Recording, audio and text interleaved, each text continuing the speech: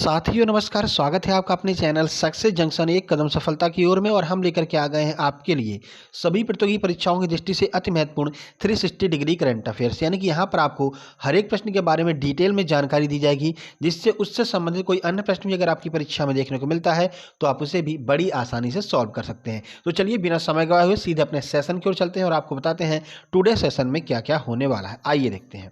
देखिए, तो today session की अगर हम बात करें तो सबसे पहले यस्टरडे का रिवीजन कराया जाएगा, यानी कल हमने जो करंट अफेयर आपको कराई है उसमें से रैंडमली 3 प्रश्न आपसे पूछे जाएंगे और आपको अपने आप को ये चेक करना है कि कल वाली करंट अफेयर आपको याद है या फिर नहीं याद है। उसके बाद टुडे करंट अफेयर, आज की करंट अफेयर से संबंधित महत्वपूर्ण प्रश्नों के बारे में आपको डिटेल में जानकारी दी जाएगी। उसके बाद में MP current affair, Madhya Pradesh current affair के महत्वपूर्ण प्रश्नों के बारे में डिटेल में जानकारी दी जाएगी।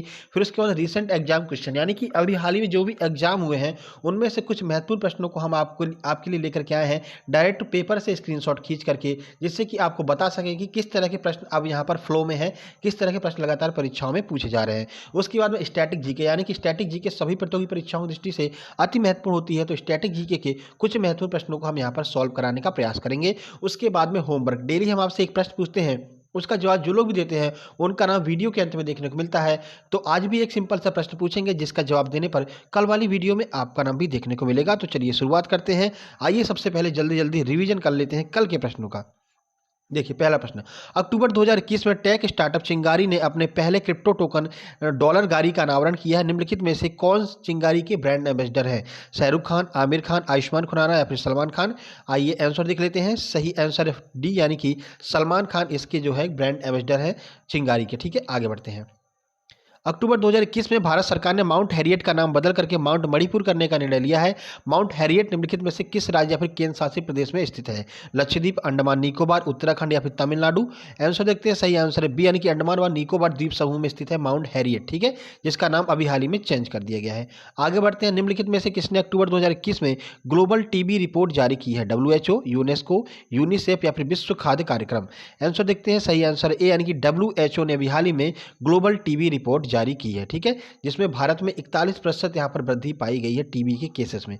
चलिए ये आपका रिवीजन हो गया। आइए शुरुआत करते हैं 20 अक्टूबर 2021 टुडे करंट अफेयर महत्वपूर्ण प्रश्न डिटेल में जानकारी के साथ में। आइए देखते हैं पहला प्रश्न। अक्टूबर 2021 में दावणगेरे के पास होनाली में सुपर कोरोना वॉरियर पुरस्कार से किसे सम्मानित किया गया है? SM Krishna, DV Sadananda Gowda, BS Yediyurappa या फिर बसवराज बोम्मई? आइए आंसर देखते हैं। सही आंसर है सी, यानी कि BS येदियुरप्पा को सुपर कोरोना वॉरियर पुरस्कार से सम्मानित किया गया है। आइए कुछ जानकारी आपको देते हैं। तो कर्नाटक के पूर्व मुख्यमंत्री BS येदियुरप्पा को 19 अक्टूबर 2021 को दावणगेरे के पास होनाली में सुपर कोरोना वॉरियर पुरस्कार से सम्मानित किया गया।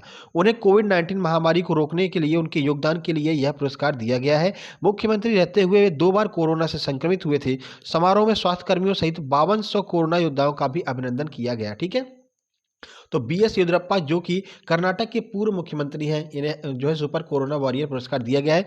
ये 2 बार जो है कोरोना से ग्रसित हो चुके हैं। साथ ही साथ में आपको एक बता दें, मध्य प्रदेश का भी एक प्रश्न ऐसे ही है, तो याद रखिएगा मध्य प्रदेश के मुख्यमंत्री शिवराज सिंह चौहान ऐसे पहले मुख्यमंत्री हैं जो सबसे पहले कोरोना से जो है ग्रसित हुए थे, और पहला कोरोना वॉरियर मुख्यमंत्री उनको बोला जाता है, किसको? मुख्यमंत्री शिवराज सिंह चौहान को। ठीक है, आगे बढ़ते हैं। 86% अपराध का पता लगाने की दर के साथ कौन सा राज्य भारत के राज्यों में सबसे ऊपर है? गोवा, कर्नाटक, उत्तर प्रदेश, तमिलनाडु? तो कौन सा ऐसा राज्य है जिसने मतलब कि अपराधों का पता लगाने में पहला स्थान प्राप्त किया है? 86% अपराधों का उन्होंने मतलब केस को सॉल्व कर लिया है वहां की पुलिस ने।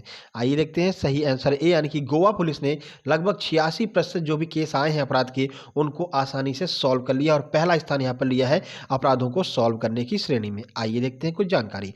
तो गोवा 86% अपराध का पता लगाने की दर के साथ भारत के राज्यों में सबसे ऊपर है। यह जानकारी मुख्यमंत्री प्रमोद सावंत ने 18 अक्टूबर 2021 को दी। 2020 के लिए यह आंकड़ा 93% था। 2020 में गोवा का यह जो आंकड़ा है वो 93% था। 2021 के लिए अब तक 86% रहा है। 2020 में राज्य में 34 हत्याएं हुई थी और 2021 में अब तक यह आंकड़ा 16 है। ठीक है, तो अब तक 16 हत्याएं जो है हुई हैं और सभी हत्याओं का यहाँ पर पता लगा लिया गया है गोवा पुलिस के द्वारा।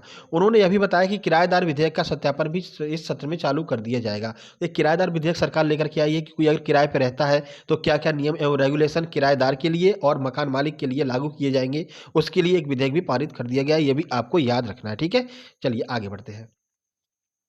अक्टूबर 2021 में भारतीय रिजर्व बैंक ने निम्नलिखित में से किस बैंक पर 1 करोड़ रुपए का जुर्माना लगाया है? भारतीय state bank, bank of Baroda, bank of India या फिर बंधन बैंक? आइए आंसर देखते हैं। सही आंसर ए यानी कि भारतीय स्टेट बैंक के ऊपर आरबीआई ने 1 करोड़ रुपए का जुर्माना लगाया है। अब ये जुर्माना क्यों लगाया है और ये किस लिए इंपॉर्टेंट है, तो याद रखिएगा अभी हाल ही में आईबीपीएस का मेंस आने वाला है आरआरबी का, ठीक है। तो उन लोगों के लिए यह प्रश्न बहुत ज़्यादा महत्वपूर्ण है। चलिए कुछ जानकारी आपको देते हैं। तो भारतीय रिजर्व बैंक ने भारतीय स्टेट बैंक एसबीआई पर 1 करोड़ रुपए का जुर्माना लगाया है। इसे नियामक अनुपालन में कमियों के लिए दंडित किया गया है। यह जुर्माना बैंकिंग विनियम अधिनियम 1949 की धारा 46(4) और 51(1) के तहत पठित 47(1)(1)(c) के प्रावधानों के तहत आरबीआई में निहित शक्तियों के प्रयोग में लगाया गया है। बस आपको इतना याद रखना है, आरबीआई ने अभी हाल ही में 1 करोड़ रुपए का जुर्माना किसके ऊपर लगाया है, तो एसबीआई के ऊपर लगाया है। और साथ ही साथ में चार्टर्ड अकाउंटेंट बैंक के ऊपर भी जो है एक जुर्माना लगाया गया है आरबीआई के द्वारा 1.95 करोड़ रुपए का, तो वो भी आपको याद रखना है, ठीक है। स्टैंडर्ड चार्टर्ड अकाउंटेंट बैंक जो है उसके ऊपर भी एक जुर्माना लगाया गया है। आगे बढ़ते हैं, लेकिन आरबीआई वाला ज़्यादा महत्वपूर्ण है क्योंकि वो जो है प्राइवेट बैंक है और आरबीआई जो है आपका गवर्नमेंट है। देखिए, अक्टूबर 2021 में निम्नलिखित में से किसने व्यक्तिगत महिला सेबर स्पर्धा में फ्रांस की चार्लेविल राष्ट्रीय प्रतियोगिता जीत ली है? राधिया अवती, सन यिवेन, चोई इजेयोंग, भवानी देवी। क्या क्या नाम होते हैं भाई, ठीक है। चाइना वालों के देख लो, चाई माई पाई क्या है, ठीक है। चलिए आंसर देख लेते हैं। सही आंसर है डी यानी कि भवानी देवी ने अभी हाल ही में महिला सेबर स्पर्धा जो कि फ्रांस में आयोजित की गई उसको जीत लिया है। चलिए, भवानी देवी हमारे लिए बहुत ज़्यादा महत्वपूर्ण है, अक्सर परीक्षाओं में पूछी जाती हैं और अभी हाल ही में जो एग्जाम हुआ है यूपी पीटी का, उसमें भी भवानी देवी से प्रश्न पूछा गया था, ठीक है। चलिए कुछ जानकारी आपको देते हैं। तो ओलंपिक खेलों में प्रतिस्पर्धा करने वाली पहली भारतीय महिला बनकर टोक्यो ओलंपिक में इतिहास रचने वाली पहली फेंसर भवानी देवी ने व्यक्तिगत महिला सेबर इवेंट में फ्रांस में 4वें राष्ट्रीय प्रतियोगिता जीत ली है। देखिए, ओलंपिक खेलों में तलवारबाजी में पहली बार यहाँ पर क्वालिफाई किया था भवानी देवी ने और भारत की तरफ से पहली फेंसर बन गई थी, पहली जो है तलवारबाज बन गई थी जो ओलंपिक में यहाँ पर खेलने गई थी, इसलिए हमारे लिए यह प्रश्न महत्वपूर्ण है। टोक्यो ओलंपिक में उन्होंने ट्यूनीशिया की नादिया बेन अजीजी के खिलाफ 64वें मैच में 15-3 से जीत प्राप्त की और अंतिम कांस्य पदक में हार गई थी, मतलब चौथे नंबर पर ये रही थी, लेकिन कांस्य पदक ये नहीं जीत पाई थी, ठीक है। लेकिन आपको याद रखना है, पहली महिला फेंसर जो भारत की तरफ से ओलंपिक में गई हैं वो है भवानी देवी, ठीक है। खेल खिलाड़ी जब पूछे जाते हैं तो यह प्रश्न बन सकता है। अगला प्रश्न, अक्टूबर 2021 में निम्नलिखित में से किसने ऊर्जा के सभी स्रोतों पर डेटा कैप्चर करने वाले देश के भूस्थानिक ऊर्जा मानचित्र का अनावरण किया है? नीति आयोग, यूनेस्को, यूनिसेफ, खाद्य एवं कृषि आयोग। तो बताइए किसने यहाँ पर भूस्थानिक ऊर्जा मानचित्र का अनावरण किया है? आइए देखते हैं। सही आंसर है ए यानी कि नीति आयोग ने यहाँ पर भूस्थानिक ऊर्जा मानचित्र का अनावरण किया है। चलिए इस प्रश्न के बारे में कुछ जानकारी आपको देते हैं। तो देखिए, नीति आयोग ने 18 अक्टूबर 2021 को ऊर्जा के सभी स्रोतों पर डेटा कैप्चर करने वाले देश के भूस्थैनिक ऊर्जा मानचित्र का अनावरण किया है। यह नीति निर्माताओं, निवेशकों, संरक्षणवादियों, वित्तीय संस्थानों और आपदा प्रबंधन प्राधिकरणों के लिए एक महत्वपूर्ण उपकरण होगा। इसमें नवीकरणीय और अनवीकरणीय बिजली संयंत्रों, तेल और गैस डाउनस्ट्रीम क्षेत्र आदि पर स्थानिक और गैर स्थानिक डेटा का प्रत्यारोपण शामिल है, ठीक है। बस आपको ये याद रखना है कि यहाँ पर किसने मानचित्र का अनावरण किया है, तो नीति आयोग ने जो है मानचित्र का अनावरण किया है। ये बस आपको याद रखना है, ठीक है। नीति आयोग के वर्तमान अध्यक्ष कौन है, तो याद रखिएगा प्रधानमंत्री नीति आयोग के अध्यक्ष होते हैं। तो प्रधानमंत्री नरेंद्र मोदी जी जो है वो वर्तमान में नीति आयोग के अध्यक्ष हैं। उपाध्यक्ष कौन है, तो राजीव कुमार जी जो है वो उपाध्यक्ष हैं। पहले उपाध्यक्ष कौन थे, तो अरविंद पनगरिया जी जो है वो पहले उपाध्यक्ष थे। ये आपको याद रखना है, ठीक है, या सीईओ कह सकते हैं। देखिए, अक्टूबर 2021 में विदर्भ की पहली और भारत की 22वीं महिला ग्रैंड एम्बेसडर कौन बन गई हैं, ग्रैंड मास्टर कौन बन गई हैं? आरती शुक्ला, प्रियंका जायसवाल, दिव्या देशमुख या फिर अनु गुप्ता? आइए आंसर लिखते हैं। सही आंसर है सी यानी कि दिव्या देशमुख जो है वो विदर्भ की पहली और भारत की 22वीं महिला ग्रैंड मास्टर बन गई हैं। यानी कि जो शतरंज में यहाँ पर खिताब जीत लेते हैं उन्हें ग्रैंड मास्टर कहा जाता है। तो भारत की 22वीं ग्रैंड मास्टर कौन बन गई हैं? दिव्या देशमुख। आइए कुछ जानकारी आपको देते हैं। तो 64 स्क्वायर्स के खेल की खिलाड़ी दिव्या देशमुख अब वुमेन ग्रैंड मास्टर WGM बन गई हैं। महामारी के कारण 19 महीनों के विराम के बाद 16 वर्षीय दिव्या ने वहीं से शुरुआत की जहां से उन्होंने छोड़ा था और विदर्भ की पहली और भारत की 22वीं WGM बन गई हैं। बुडापेस्ट हंगरी में एक अंतर्राष्ट्रीय टूर्नामेंट खेलते हुए उन्होंने यह दुर्लभ उपलब्धि हासिल की है। तो याद रखिएगा, दिव्या देशमुख ने बुडापेस्ट के हंगरी में एक प्रतियोगिता चल रही थी, इसको जीत करके भारत की 22वीं ग्रैंड मास्टर बनने का जो है खिताब अपने नाम कर लिया है और ये विदर्भ की पहली ग्रैंड मास्टर बन गई है, ठीक है। आगे बढ़ते हैं। तो यहाँ से हम शुरू कर रहे हैं 20 अक्टूबर 2021 मध्य प्रदेश करंट अफेयर के महत्वपूर्ण प्रश्न। आइए देखते हैं पहला प्रश्न। केंद्रीय वस्त्र मंत्रालय भारत सरकार द्वारा राष्ट्रीय मेरिट पुरस्कार 2018 के लिए किसका चयन किया गया है? बिलाल खत्री, श्रीमती रशीदा बी खत्री, समीरा खान या फिर इनमें से कोई नहीं। आंसर देखें, सही आंसर है बी, यानी कि श्रीमती रशीदा बी खत्री को यहाँ पर मेरिट पुरस्कार वर्ष 2018 के लिए चुना गया है। अब उनको किस लिए चुना गया है, तो किस वजह से उनको चुना गया है, आइए देखते हैं। इस चित्र को अपने दिमाग में रखिएगा, इसकी जानकारी हम आपको आगे देने वाले हैं। तो केंद्रीय वस्त्र मंत्रालय भारत सरकार द्वारा विभिन्न क्षेत्र की राष्ट्रीय पुरस्कारों की सूची जारी कर दी गई है। इसमें मध्य प्रदेश की लोकप्रिय कला बाघ प्रिंट की महिला शिल्पकार श्रीमती रशीदा बी अब्दुल खत्री को राष्ट्रीय मेरिट पुरस्कार वर्ष 2018 से सम्मानित किया गया है। स्टार मार्क कर लीजिएगा, एमपी के एग्जाम में यह प्रश्न आ सकता है। रशीदा बी खत्री को याद रखिएगा, बाघ प्रिंट के लिए इनको जो है मेरिट पुरस्कार 2018 से सम्मानित किया गया है। श्रीमती रशीदा बी खत्री को यह पुरस्कार चादर पर बाघ प्रिंट की बारीक कारीगरी के लिए प्रदान किया गया है। उन्होंने बाघ प्रिंटिंग में प्राकृतिक रंगों का इस्तेमाल करके आकर्षक लुक प्रदान किया है। तो बाघ प्रिंटिंग क्या होती है, इसको जीआई टैग भी दिया जा चुका है। जीआई टैग की वीडियो, एमपी जीआई टैग की वीडियो ऑलरेडी हम अपलोड कर चुके हैं। इस वीडियो के अंत में आपको देखने को मिल जाएगी, उसमें हमने बाघ प्रिंट के बारे में पूरी जानकारी आपको दी है कि कब बाघ प्रिंट को जो है यहाँ पर पुरस्कार प्रदान किया गया था, जीआई टैग प्रदान किया गया था। ये सारी जानकारी हम आपको दे चुके हैं। ठीक है, आगे बढ़ते हैं। प्रथम जूनियर बालक एकेडमी नेशनल हॉकी चैंपियनशिप 2021 का आयोजन कहां पर किया जा रहा है? इंदौर, भोपाल, रतलाम, विदिशा। आइए आंसर देखते हैं। सही आंसर है बी, यानी कि मध्य प्रदेश की राजधानी भोपाल में प्रथम जूनियर बालक एकेडमी नेशनल हॉकी चैंपियनशिप का आयोजन किया जा रहा है। याद रखिएगा, क्योंकि ये प्रथम है, पहली बार आयोजित की जा रही है मध्य प्रदेश में, इसलिए आपके लिए महत्वपूर्ण है। देखिए, प्रथम जूनियर बालक एकेडमी नेशनल हॉकी चैंपियनशिप 2021 का आयोजन हॉकी इंडिया तथा खेल और युवा कल्याण विभाग के संयुक्त तत्वाधान में 18 से 27 अक्टूबर तक मेजर ध्यानचंद हॉकी स्टेडियम में किया जाएगा। तो मेजर ध्यानचंद हॉकी स्टेडियम कहां पर है? भोपाल में है, याद रखिएगा। चैंपियनशिप के मुकाबले मेजर ध्यानचंद हॉकी स्टेडियम के नवीन एस्ट्रो टर्फ हॉकी मैदान पर खेले जाएंगे। मध्य प्रदेश खेल विभाग हॉकी इंडिया के सहयोग से यह चैंपियनशिप पहली बार आयोजित कर रहा है। तो याद रखिएगा, जूनियर बालक चैंपियनशिप पहली बार आयोजित की जा रही है। कहां पर? मध्य प्रदेश में, मध्य प्रदेश की राजधानी भोपाल में आयोजित की जा रही है। ठीक है, आगे बढ़ते हैं। तो चलिए आगे बढ़ते हैं और अगले सेगमेंट की ओर चलते हैं। यहाँ पर हम आपको बताएंगे आगामी परीक्षाओं में कैसे प्रश्न आएंगे और विभिन्न परीक्षाओं में कैसे प्रश्न आए हैं। तो आज हम यहाँ पर डिस्कस करने वाले हैं आरआरबी एनटीपीसी सीबीटी 1 5 फरवरी 2021 के एग्जाम के कुछ महत्वपूर्ण प्रश्नों के बारे में। चलिए देखते हैं पहला प्रश्न। पूर्वोत्तर भारत की निम्नलिखित में से कौन सी झील मीठे पानी की सबसे बड़ी झील है? लोकटक झील, पुलिकट झील, डल झील या फिर कोलेरू झील। आंसर की बात करें, सही आंसर है ए, यानी कि लोकटक झील जो है वो पूर्वोत्तर भारत की सबसे बड़ी मीठे पानी की झील है। और लोकटक झील का जैसे ही नाम आए तो हमने लोकटक झील के बारे में आपको बहुत सारी चीजें बताई है। कैबुल लामझाओ तैरता हुआ एकमात्र नेशनल पार्क विश्व का, वो कहाँ पर है? मणिपुर में लोकटक झील के ऊपर स्थित है। संगाई हिरण, जिन्हें डांसिंग डियर भी कहते हैं, वो भी आपके मणिपुर की लोकटक झील के आसपास पाए जाते हैं। ठीक है, बाकी आपको याद करने की ट्रिक भी हमने आपको बताई है कि अगर आपने कोई मणि की अंगूठी पहन रखी है, अगर वो नीचे गिरेगी तो टक की आवाज़ आएगी। तो ऐसे आप याद रखिए, मणि से हो गया मणिपुर और टक से हो गया लोकटक झील। तो मणिपुर में लोकटक झील स्थित है। लोकटक झील के ऊपर कैबुल लामझाओ पार्क स्थित है और कैबुल लामझाओ पार्क में संगाई हिरण, जिन्हें डांसिंग डियर कहते हैं, पाए जाते हैं। सारी चीज़ें कनेक्ट करके याद रखेंगे तो आपको याद हो जाएगी। आगे बढ़ते हैं। अगला प्रश्न आया था, निम्नलिखित में से किस अनुच्छेद में समानता की अवधारणा को परिभाषित किया गया है? अनुच्छेद 30, अनुच्छेद 14, अनुच्छेद 21 या फिर अनुच्छेद 19। सही आंसर है बी, यानी कि अनुच्छेद 14 में जो है समानता की अवधारणा को बताया गया है। तो अनुच्छेद 14 कहता है विधि के समक्ष समानता, यानी कि विधि के सामने, कानून के सामने सब लोग एक समान है। कोई राजा नहीं, कोई सिपाही नहीं, कोई रंक नहीं, सबके लिए एक समान कानून यहाँ पर पारित होता है। तो विधि के समक्ष समता किस अनुच्छेद में बताई गई है? तो भारतीय संविधान के अनुच्छेद 14 में बताया गया है। ठीक है, आगे बढ़ते हैं। अगला प्रश्न है, निम्नलिखित में से कौन सा केरल का एक पारंपरिक रंगमंच है जहां 8 दिनों तक 8 नाटक प्रदर्शित किए जाते हैं? यक्षगान, कृष्णाट्टम, माच या फिर तेरुकुथु।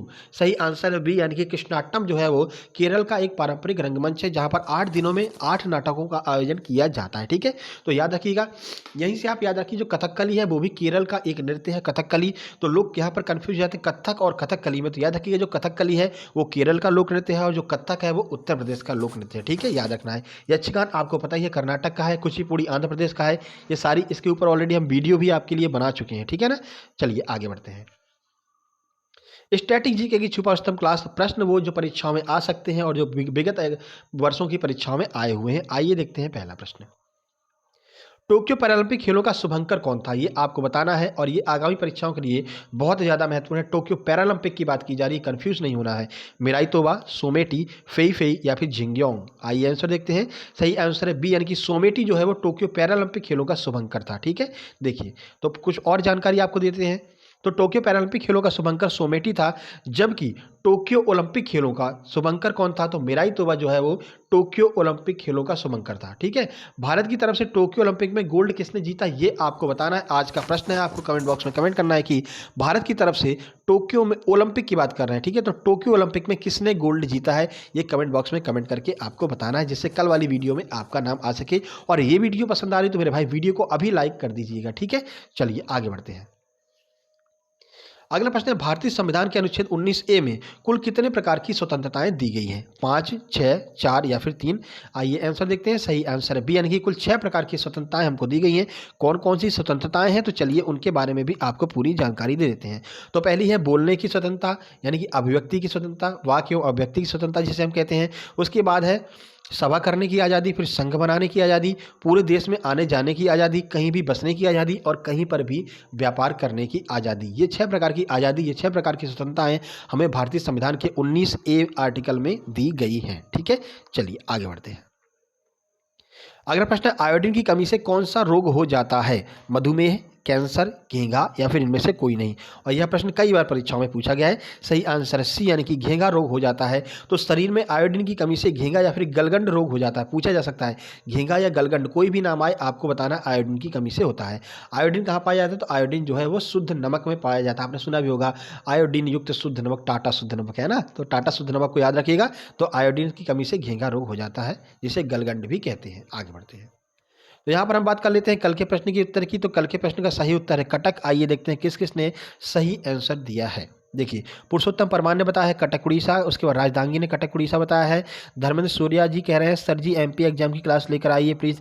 हम एमपी एग्जाम की क्लास कल से स्टार्ट करने वाले हैं। कल से आपके लिए हम एमपी एग्जाम के महत्वपूर्ण प्रश्नों को सॉल्व कराएंगे। आज आपका प्रैक्टिस सेट आने वाला है दोपहर में 12 बजे। आपके लिए मध्यकालीन इतिहास के महत्वपूर्ण प्रश्न जो आपको लगातार एग्जाम्स में दिखाई देते हैं, उन प्रश्नों के बारे में डिटेल में जानकारी के साथ में आज आपका प्रैक्टिस सेट दोपहर में 12 बजे आने वाला है। ठीक है, सबसे इंपॉर्टेंट जो प्रश्न होते हैं वो आपको आज दोपहर 12 बजे देखने को मिलने वाले हैं। उसके बाद धर्मेंद्र सूर्या ने कटक उड़ीसा आंसर भी बताया है। उसके बाद आगे बढ़ते हैं तो एक यूट्यूब शॉर्ट ने भी यहाँ पर कटक उड़ीसा बताया है। रूबी गिरी ने भी कटक बताया है। उसके बाद में नॉलेज जंक्शन ने भी यहाँ पर बताया है कटक में, और वर्ल्ड में जो है मनीला है और भारत में कटक है। ठीक है, चावल अनुसंधान केंद्र। तो कल हमने आपसे पूछा था कि भारत में चावल अनुसंधान केंद्र कहाँ पर स्थित है? सही आंसर कटक उड़ीसा है। विश्व की बात करते हैं तो फिलीपींस की राजधानी मनीला में जो है चावल अनुसंधान केंद्र स्थित है। ठीक है, चलिए आगे बढ़ते हैं और आज के प्रश्न की बात करते हैं, जिसे कमेंट बॉक्स में कमेंट करना है। आज का प्रश्न है टोक्यो ओलंपिक में भारत के लिए गोल्ड किसने जीता है? ठीक है, बताइएगा। बाकी खेल का बता दें तो इन्होंने भाला फेंक खेल में जो है गोल्ड दिलाया है भारत को। तो अब तो आप आंसर बता ही सकते हैं कि टोक्यो ओलंपिक में भारत के लिए गोल्ड किसने जीता है। वीडियो पसंद आए वीडियो को लाइक कीजिए, दोस्तों के पास शेयर कीजिए। चैनल पर पहली बार आए हैं तो सब्सक्राइब करके नोटिफिकेशन बेल जरूर दबा लीजिएगा, जिससे कि प्रैक्टिस सेट और करंट अफेयर की वीडियो लगातार आपके पास पहुंचती रहे। दोपहर में 12 बजे आधुनिक भारत के बहुत महत्वपूर्ण प्रश्न करंट जो प्रैक्टिस सेट है देखना मत भूलिएगा। जल्द ही मिलते एक नई वीडियो में, तब तक के लिए नमस्कार, धन्यवाद।